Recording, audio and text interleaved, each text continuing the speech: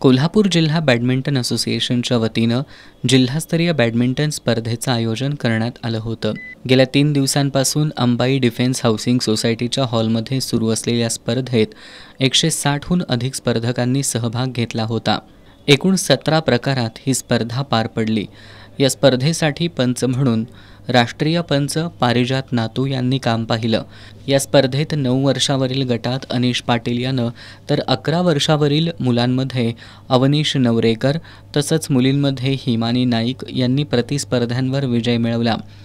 13 वर्षाखालील मुलांमध्ये पुष्कर खोत तर मुलींमध्ये अंकिता मांगले हिनं विजय मिळवलाय. अन्य वयोगटात चैतन्य तारे, ऋतिका कांबळे, दुहेरीमध्ये चैतन्य तारे आणि आयुष कदम, रुद्र उमराणी, अपूर्व देवदाते, जयराज साळोखे आणि अभिमन्यू बनगे यांनी प्रतिस्पर्ध्यांवर विजय मिळवला.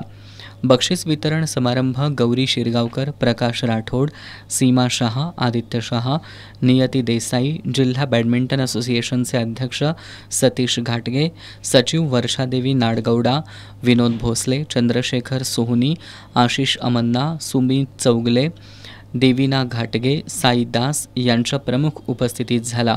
यावेळी प्रशिक्षक तसंच पालक उपस्थित होते.